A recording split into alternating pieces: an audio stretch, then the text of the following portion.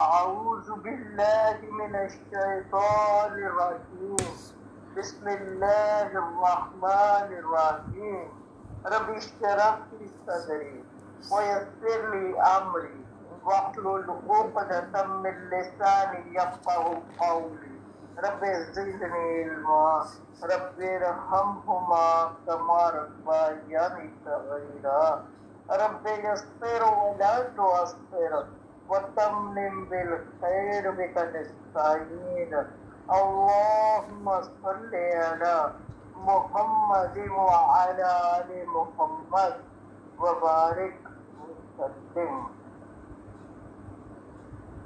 مجھے یہاں تک یاد پڑتا ہے کہ 67 آیت ہے جی جی اور بالکل ٹھیک ہے. چل رہی ہے.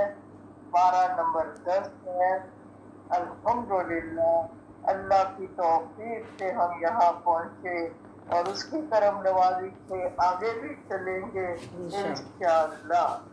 تو 67 سے شروع کرتے ہیں. بسم اللہ الرحمن الرحیم. المنافقون یعنی تمام منافق مرد، والمنافقات اور تمام منافق عورتیں، بعضهم من بعض سب ایک دوسرے سے ہیں، یعنی ان کا آپس میں گٹھ جوڑ ہے یا اندر سے ایک ہے یا ان کے دل ایک جیسے ہی ہیں یا یہ ایک جیسی ہی گندی سرگرمیوں میں ملوث ہے. تو ان کا ایک الگ گروپ ہے. یا مرون یہ کیسے ہے؟ اللہ جی اس کو ایکسپلین کر رہے ہیں. حکم دیتے ہیں بالمنکر، یعنی جو اللہ نے منع کیا ہے اس کے لیے یہ کہتے ہیں کرو، حکم دیتے ہیں. وَيَنْهَوْنَ اور روک دیتے ہیں عَنِ الْمَعْرُوفِ، جو اچھی باتیں ہیں معروف باتیں ہیں ان سے روک دیتے ہیں. مثلا کہ دوسروں سے ہم غریبی کام ہے نیکی سے روکتے ہیں. ہوں پسینے کی کمائی ہے تمہاری کیوں کر کے کر رہے ہو، یہ اس کا تمہارے بچوں کے کام آئے گی، فلانی چیز سنبھال کے رکھو، وہ اس کام پہ خرچہ نہ کرو. اس طرح کی باتیں کر کے دوسروں کو بھی نیکی کے کاموں سے روکتے ہیں اور برائی کی طرف مائل کرتے ہیں. میرا آپ کا سکتا ہے. وَيَقْبِضُونَ أَيْدِيَهُمْ اپنے ہاتھ جو ہے وہ بھی روکے رکھتے ہیں. غور کا طلب بات کیا ہے؟ بات یہ ہے کتنی بار ابھی تک 10ویں پارے میں آتے آتے آپ امیجن کیجیے کم و بیش 2 4 10 دفعہ ہر پارے میں یہ نصیحت آ رہی ہے کہ خرچہ کرو اللہ کی راہ میں، خود کا احتساب کرنا ہے، اللہ کی راہ میں اپنے خون پسینے کی کمائی سے کچھ خرچ کریں، کیونکہ بار بار ہمیں جنت میں گھر بنانے کے لیے اس طرف راغب کیا جا رہا ہے. یہ کہا جا رہا ہے یہاں کہ اب دیکھیے منافق کی یہ نشانی ہے کہ وہ نہ خود خرچہ کرتا ہے نہ دوسروں کو کرنے دیتا.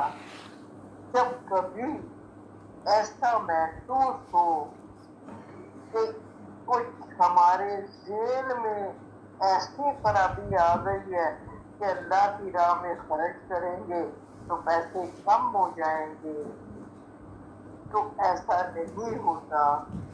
میرے رب کا وعدہ ہے کہ وہ ایک کے بدلے میں 700 گنا تک آپ کو عطا کرے گا. اور ابھی پیچھے آپ نے پڑھا کہ ایک کے بدلے 10. سورہ بقرہ میں ہم نے پڑھا تھا کہ انفاق فی سبیل اللہ کے ضمن میں ایک بالی پودا لگایا تو 7 بالیاں. اس طرح آپ کے صدقات، آپ کی خیرات، آپ کا فی سبیل اللہ خرچہ دین کی ترویج کے لیے آپ نے جو بھی 1 روپیہ لگایا تو وہ 700 گنا یا پھر وہ اپنے فضل سے اس سے بھی زیادہ بڑھا دیتا. اور ابھی سورہ توبہ میں ہم نے پیچھے پڑھا تھا کہ کئی دفعہ میں اس پہ بات بھی کی.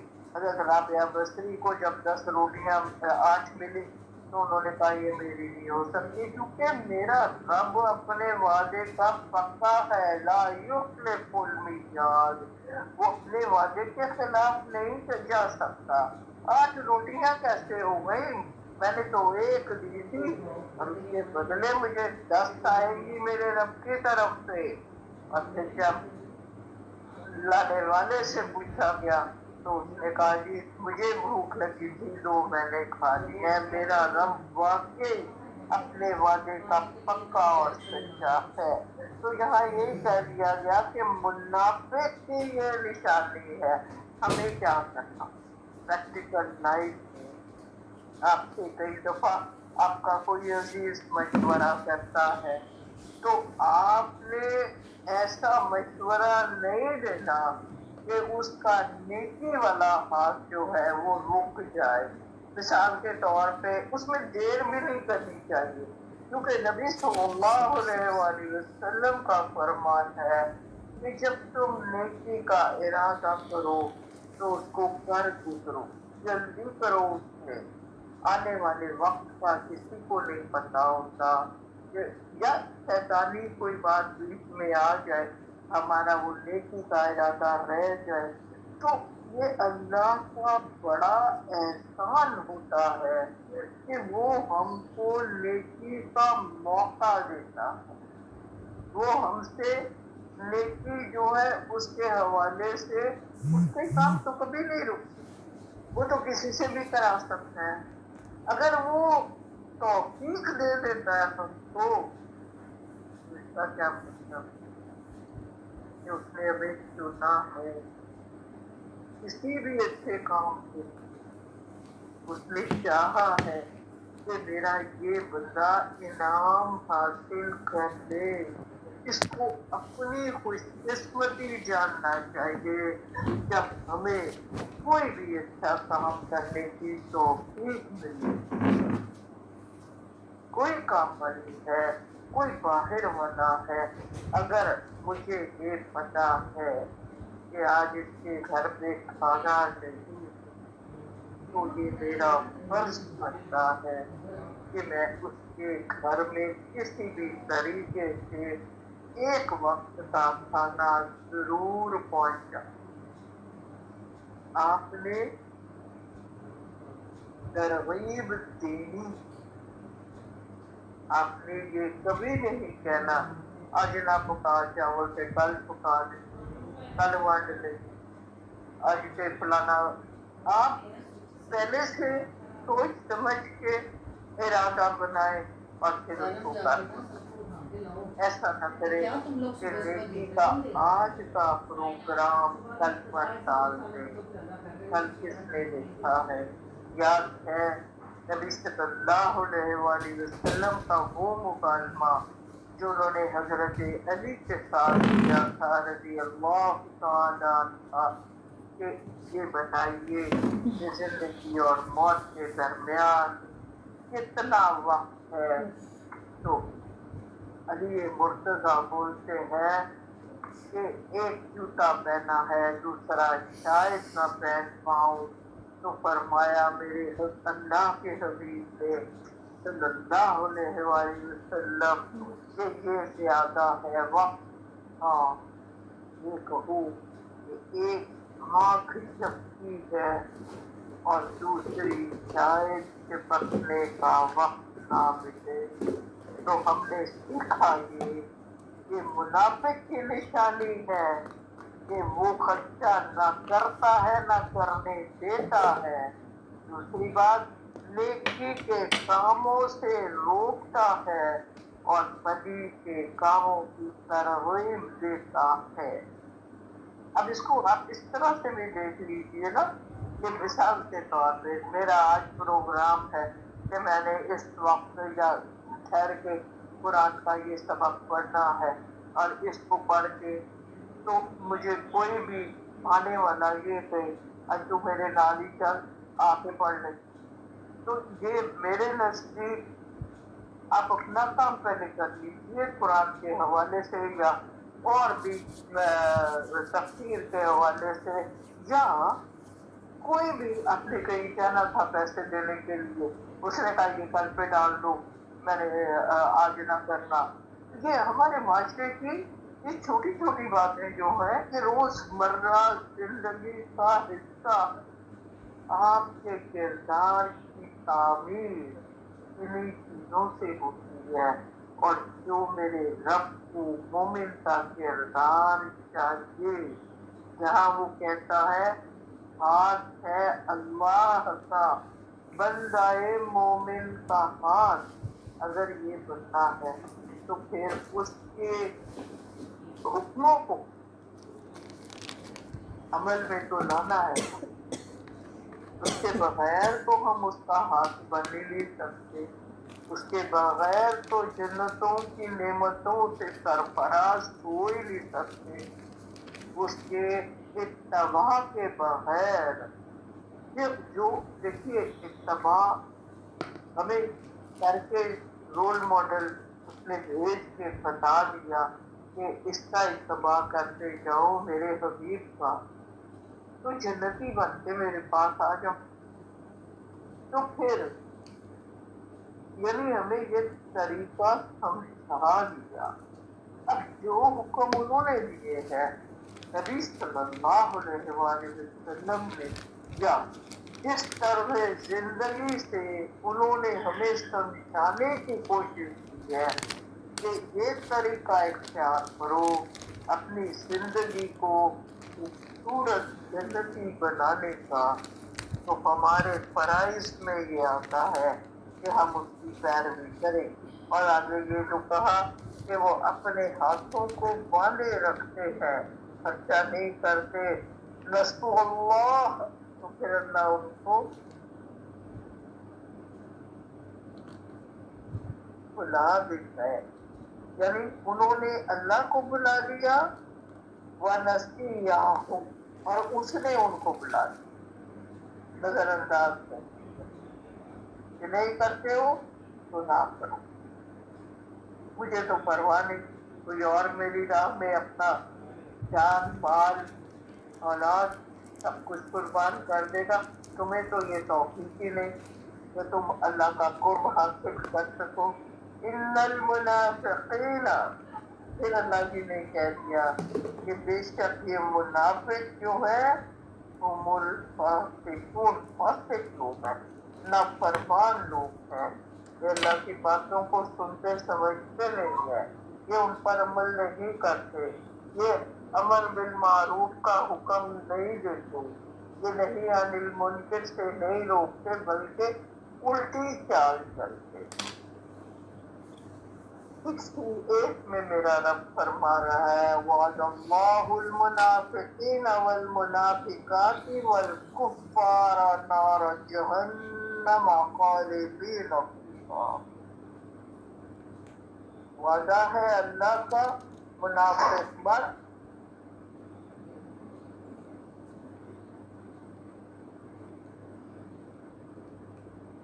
کافروں سے جہنم کی آگ کا، اور وہ اس میں ہمیشہ رہیں گے۔ وعد اللہ، اللہ کا وعدہ ہے، المنافقین، منافق مرد، والمنافقات، منافق عورت۔ کیا آپ کو یہ سمجھ آ گیا؟ تا کے نیچے زیر آ کے جب یہ لفظ بنتا ہے وہی، تو یہ عورت کی نشانی، منس کی نشانی، والکفار، اور کافر بھی کیا ہے؟ نارا جہنم، جہنم کی آگ لے جانے والی، اور ہمیشہ وفا رہیں گے۔ یا حسب، حسب حال کہتے ہیں نا تو وہی کافی ہے اس کے لیے، یعنی یہ اسی کے مستحق ہے، وَلَعَنَهُمُ اللَّهُ، اور ان پر اللہ کی لعنت ہے، وَلَهُمْ، اور ان کے لیے عَذَابٌ مُقِيمٌ، مقیم قائم رہنے والا، یعنی ختم نہیں ہوگا، ہمیشہ قائم رہے گا، کیا؟ عذاب، دوزخ کا عذاب، نار کا عذاب، ان کے لیے ہمیشہ کے لیے لکھ دیا گیا ہے، جو مسلسل ہوگا اور جس کی شدت میں کمی نہ آئے گی کبھی بھی۔ 69 میں کہا کَالَّذِينَ مِنْ قَبْلِكُمْ، ان لوگوں کی مانند ہو تم جو تم سے پہلے، اشارہ کی طرح آگے دیکھتے ہیں نظر آ جائے گا، کانو تھے وہ، اشدہ شدید، من کو تم سے زیادہ، قوتاً طاقت، و اکثر اور کثرت تھی ان کے پاس، اموالن مال کی، و اولادہ اور اولاد، یعنی تم ان لوگوں کی مانند ہو جو تم سے کہیں زیادہ طاقت قوت رکھتے تھے اور مال اور اولاد کی کثرت بھی تھی ان کے پاس، فَاسْتَمْتَعُوا، تو انہوں نے فائدہ بخلاف اپنے حصے کا جو ہے فَاسْتَمْتَعُوا حاصل کر لیا، وہ یعنی وہ فائدہ اس سے جو ان کو اللہ نے نعمتیں دی تھی اس سے انہوں نے فائدہ حاصل کر لیا، فَاسْتَمْتَعْتُمْ بِخِلَافِكُمْ، یہ جو ہے نا بِخِلَافِكُمْ، اس کا مطلب ہے اپنے حصے کا، تو تم بھی اٹھا لو فائدہ اپنے حصے کا، یعنی جتنا رب نے تمہاری قسمت میں لکھ دیا ہے اور جتنی مدت لکھ دی ہے وہ تم اپنا اولاد کے حوالے سے، مال کے حوالے سے، قوت کے حوالے سے دنیاوی فائدہ جتنا تمہاری قسمت کا ہے وہ اٹھا لو، کما استمتع الذین من قبلکم بخلاف، جس طرح سے تم سے پہلے لوگوں نے فائدہ اٹھایا، یعنی اصل میں جو آئیڈیا دیا جا رہا ہے مخصوص قوموں کی طرف اشارہ کر کے کہا جا رہا ہے کہ تم بھی کوئی چیز نہیں ہو، جیسے قوم اور عاد جو قوت میں تم سے کہیں زیادہ تھے اور مال اور دولت میں بھی اور اولاد کے حوالے سے بھی، تو پھر جتنا وقت انہوں نے اس دنیاوی مال و دولت سے فائدہ اٹھانا تھا اٹھا لیا، پھر اس کے بعد انجام کیا ہو، یہ اصل میں کہا جا رہا ہے تم بھی اٹھا لو، تمہارا انجام بھی وہی ہوگا جو ان کا ہوا، وَحُسْتُمْ كَالَّذِي حَاضُوا، یعنی تم بھی اسی طرح کی بیکار بات، تم میں وہ لفظ ہو جیسی میں وہ تھے، گویا جو مغلوب قوموں کی روش تھی، اب منافقین کی بات ہو رہی ہے نا، تو تمہاری روش بھی وہی ہے، تم نے بھی وہی طریقے اختیار کیے ہوئے ہیں جو مغلوب قوموں نے اختیار کیے ہوئے تھے، تو پھر اس کا انجام بھی وہی ہوگا، اولئک، یہی وہ لوگ ہیں، حبطت اعمالهم فی الدنیا والآخرہ، جن کے اعمال کو ضائع حبط کر دیا گیا اس دنیا میں بھی اور آخرت میں بھی، وَأُولَئِکَ هُمُ الْخَاسِرُونَ، اور وہی خسارہ پانے والے لوگ ہیں۔ اب آیت نمبر 70 میں میرا رب فرما رہا ہے آپ کو پتا ہے زبر کے ساتھ جب مفتوح ہو کے آتا ہے تو کیا بن جاتا ہے؟ لم نہیں، کیا نہیں جاتی ہے ان تک پہنچی نبا خبر الذین ان لوگوں کی من قبل تھے جو پہلے تھے، جیسے کہ قوم نوح و عاد و ثمود اور ثمود و قوم ابراہیم۔ اب یہ قرآن کا واحد مقام جہاں پر قوم ابراہیم کو کا تذکرہ اس انداز میں اللہ جی نے کر دیا ہے کہ ان کی قوم کو بھی، کیونکہ تھے تو وہ مشرک بتوں کے پجاری، یہ قرآن نے ہمیں بتایا، اور نکال دیا باپ نے بھی ابراہیم کو۔ اب اس قوم پر کیا غضب ہوا اور ان کا انجام کیا ہوا یہ قرآن میں درج نہیں، بس یہی کہا گیا کہ وہ بھی مغصوب قوموں کی طرح تھی، اور یہ صرف اس جگہ پہ آیا، اس کے علاوہ قرآن میں کہیں قوم ابراہیم کے عذاب کا تذکرہ موجود ہے۔ آگے تھا وہ اصحاب مدین، اور مدین کے اصحاب قوم شعیب کی بات ہو رہی ہے، وہ مدین میں آباد تھے، والمؤتفقات، اور وہ جن کی بستیاں الٹ دی گئی۔ اس سے مراد قوم لوط ہے جن پر پتھروں کی بارش بھی ہوئی، زلزلہ بھی تھا۔ آج تک ہو، اب اگلی بات کیا اللہ جی کہہ رہے ہیں، آئے ان کے پاس رسولہم، اس کے رسول، بالبینات، روشن نشانیوں کے ساتھ۔ اب ان تمام قوموں کو، قوم نوح، قوم عاد، قوم ثمود، یہاں قوم فرعون، اور آگے جو کہا قوم شعیب، قوم ابراہیم، قوم لوط، ان سب کے پاس اللہ جی نے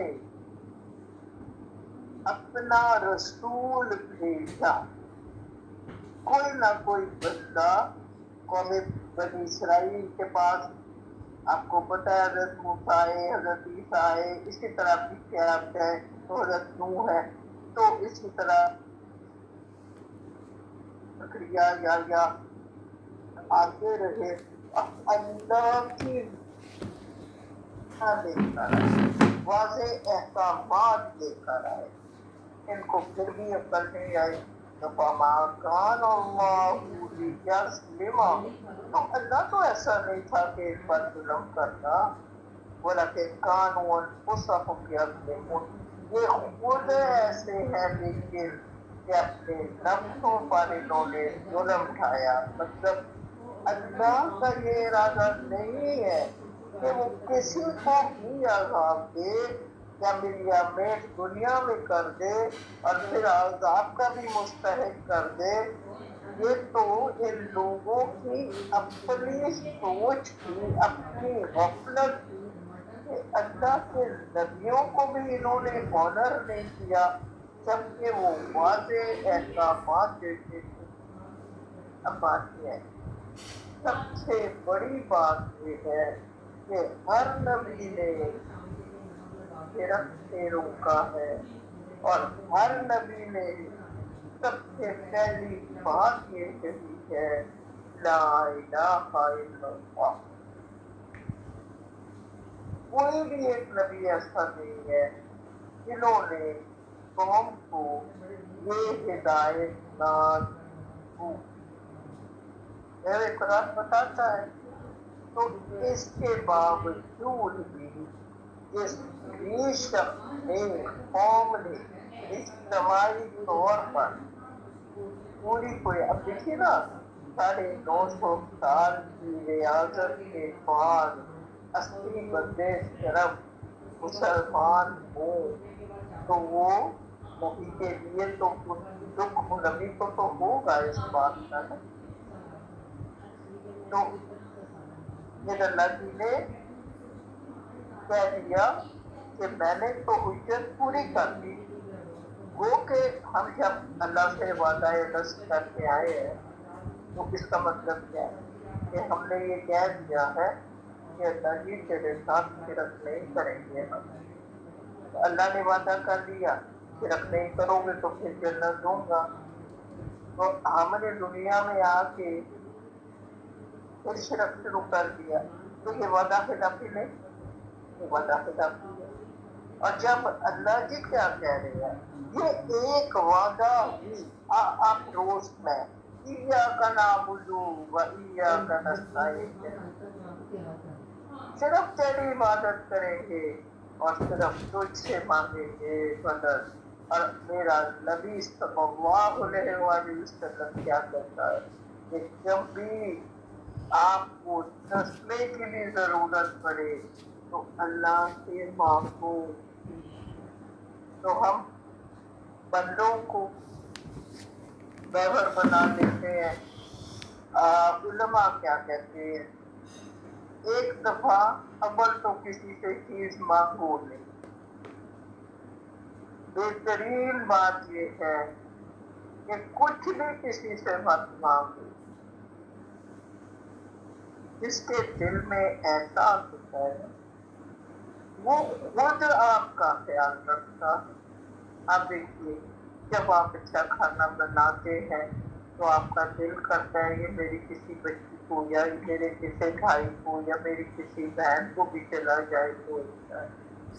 वो साइल बन जाते हैं फिर जब आपका इरादा होता है। इसी तरह मेरी किसी टीचर को भी चली जाए ये चीज जो मैंने बनाई है ये मुझे बड़ी पसंद है तो चलो ये उनको भी भेज देते हैं। तो हमें तरबियत क्या की जाए, मत मांगो। और मांगना जो है उससे अगर उलमा की बात करें, एक दफा कुछ कह दिया तो दूसरी दफा बस उसको याद करा दो कि मैंने कुछ कहा था। तीसरी दफा उसको याद भी नहीं करा था। फिर आप अल्लाह से दुआ करें कि अल्लाह मेरे लिए मदद करके ये मेरी चीज पूरी कर दे, क्योंकि आपने नापाक उसके दिल में डालना है।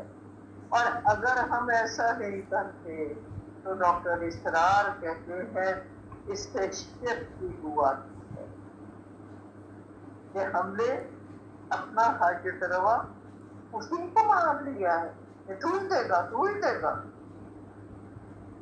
तो हमारी तरबियत के लिए ये चीजें होती है। और आप सोचिए जब दुनिया में मांगने वाले की कोई इज्जत नहीं है तो मांगना है तो अपने रब से मांगिए, लोगों के आगे हाथ नहीं फैलाते। आगे चलते हैं। हम असल में बात कर रहे थे कि दुनिया में वाज़े निशानियां और वाज़े पैगामात देकर अंबिया आए, लेकिन इन लोगों ने उनकी कदर नहीं पहचानी, उनके पैगामात को नहीं समझा। और ये थे या थे, रब जालिम नहीं है कि वो किसी पर जुल्म करता। इन्होंने खुद अपने ऊपर जुल्म किया और जुल्म का रास्ता मुंतखब किया। 71 में अल्लाह जी कह रहे हैं वल्मुमिनूना।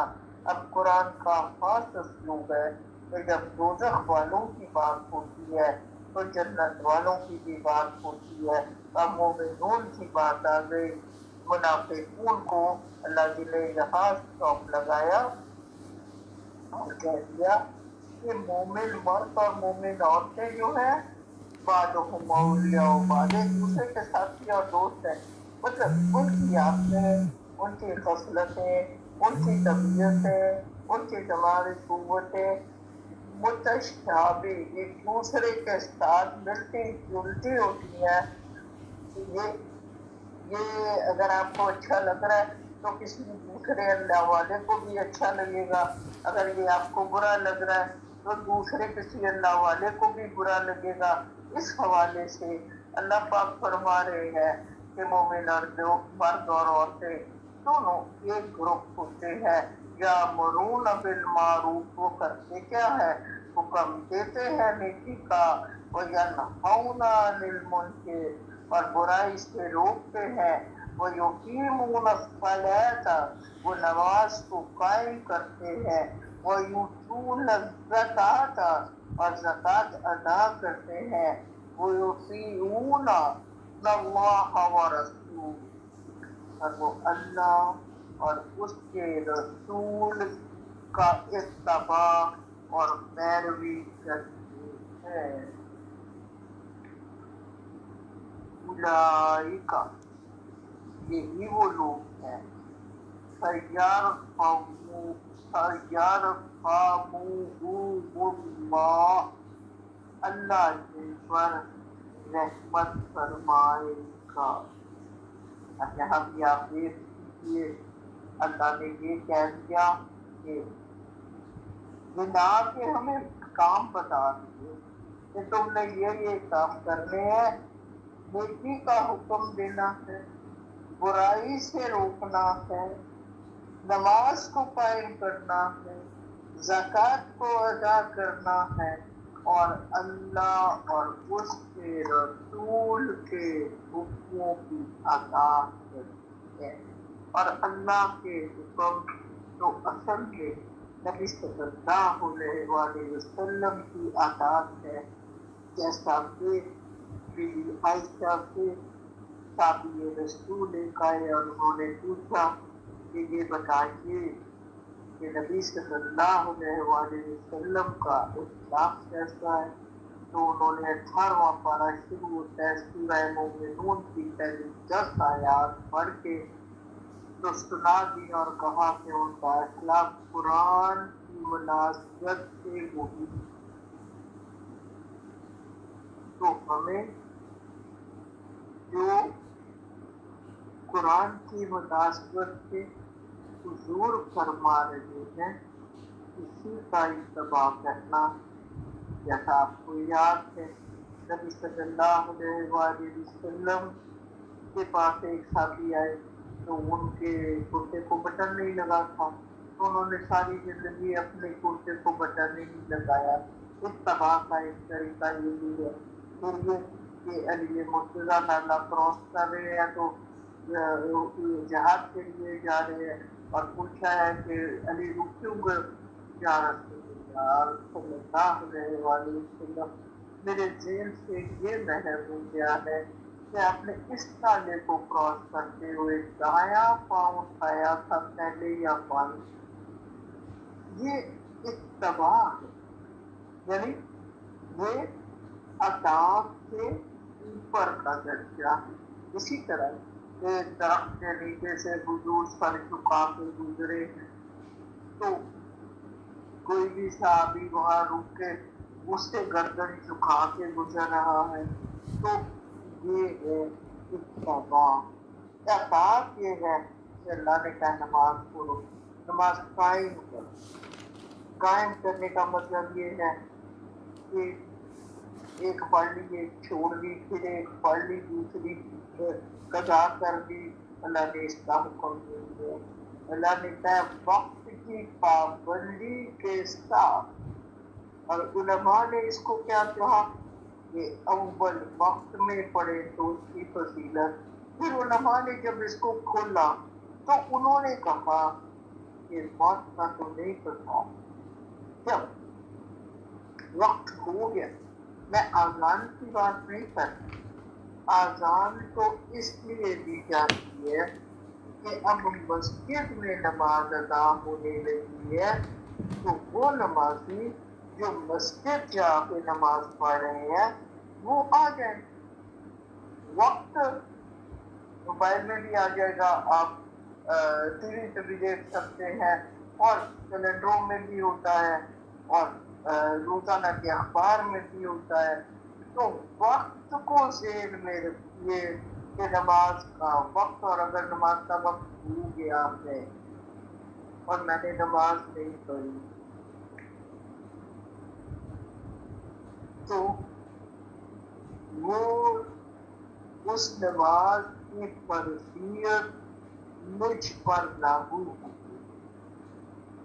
और अगर इस दौरान मैंने उसको डिले कर दिया तो वो नमाज उसका हिसाब अल्लाह को देना होगा तो तुम्हें क्यों नहीं पढ़ी। इस वजह से उलमा ये कहते हैं कि अव्वल वक्त में जैसे ही वक्त हो नमाज का तो नमाज अदा कर देनी चाहिए। तो अल्लाह जी कह रहे हैं कि ये वो लोग हैं जो रहम किए जाएंगे। बेशक अल्लाह अज़ीज़ुल हकीम, दोनों सिफ़तों का मालिक बहुत जबरदस्त है और हिकमत वाला। 72 में मेरा रब फरमा रहा है वअदल्लाहुल मुमिनीना वल मुमिनात, मोमिन मर्दों से और मोमिन औरतों से अल्लाह का वादा है। जन्नातिन बागाता तजरी मिन तहती बहती है नीचे जिनके अंहार नहरे खालिदीना हाँ वही रहेंगे वो वमसाकिना तय्यबा, पाकीज़ा उम्दा घरों में मस्कनों में मकानात की जन्नात आदि और बाहर हमेशा रहने वाले।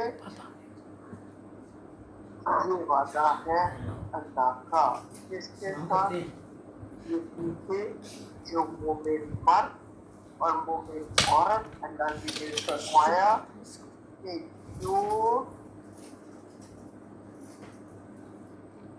अमर बिल मारूफ का हुक्म देते हैं, नही अनिल मुनकर से रोकते हैं, नमाज कायम करते हैं, ज़कात अदा करते हैं और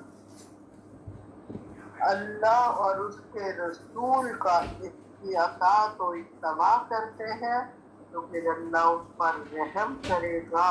और ऐसे मोमिन के लिए अल्लाह जी वादा कर रहे हैं कि वो जन्नत में जगह देंगे। और ऐसा देखिए जन्नत बाग, बेहतरीन बाग कौन सा होता है? बेहतरीन बाग वो होता है जिसके साथ साथ पानी का भी पूरा इंतजाम होता है। जिस तरह इंसान पानी के बगैर नहीं रह सकता, इसी तरह बागात भी पानी के बगैर नहीं होता। तो अपनी जगह जगह पड़ा है जिसके नीचे नहरें बहती। आपने देखा है कि हमारे पंजाब के 5 दरियाओं के जो दुआबे हैं और जो इलाके हैं वो ज़रखेज़ी के लिए, आबियारी के लिए, पानी की फरावानी की वजह से ज़रखेज़ का सबस लहलहाते खेतों वाली। अल्लाह जी हमें भी ये कह रहे हैं कि वो बाग ऐसे होंगे कि जिसमें पानी का मुकम्मल फसलों के लिए, बागात के लिए इंतजाम होगा। और घर मस्कन जो है तय्यबा, उम्दा, पाकीज़ा, और ये बागात हमेशा रहने वाले। ऐसा नहीं है कोई आदमी कोई तूफान उनको मिटा ना पाएगा। जब कोई एक दफा जन्नत का हकदार हो जाएगा, जन्नत में चला जाएगा تو پھر اس کو اللہ کی خود بھی وہاں سے نہیں نکالے گے، کوئی دوسرا تو کیا نکالے گا؟ وَرِضْوَانٌ مِّنَ اللَّهِ أَكْبَرُ، اور اکبر بات کیا ہے کہ اللہ کی خوشنودی، اللہ کی حمایت، اللہ کی رضا کہ میرا رب مجھ سے راضی۔ اور اللہ جی کیا کہہ رہے ہیں؟ ذالکا، یہی ہے وہ فوز العظیم، بڑی کامیابی۔ بڑی کامیابی کیا ہے؟ اللہ کی رضا، میرا رب مجھ سے راضی ہے۔ اور اب کس سے راضی کا؟ وہ جو اتباع رسول صلی اللہ علیہ وآلہ وسلم کرتے ہیں، اللہ کا اتباع اسی میں آ جاتا ہے، کیونکہ قرآن نے ہم سے کہا، نبی صلی اللہ علیہ وآلہ وسلم کچھ نہیں کہتے سوائے وحی کے۔ ان کو خفیہ وحی کے ذریعے سے ہی اللہ تعالیٰ جو دنیا میں پھیلانا ہوتا تھا وہ پہنچا دیتے تھے کہ یہ ایسے کرنا ہے، یہ ایسے کرنا ہے۔ ایون کہ آپ صلی اللہ علیہ وآلہ وسلم کو منافقین کے ناموں کا بھی سب پتہ ہوتا تھا، لیکن آپ صلی اللہ علیہ وآلہ وسلم دانستہ ان کو نظر انداز کر دیتے تھے اور رخصت دے دیتے تھے۔ اگلی جو آیت آ رہی ہے، نبی صلی اللہ علیہ وآلہ وسلم کو پکار کر یہ کہا جا رہا ہے،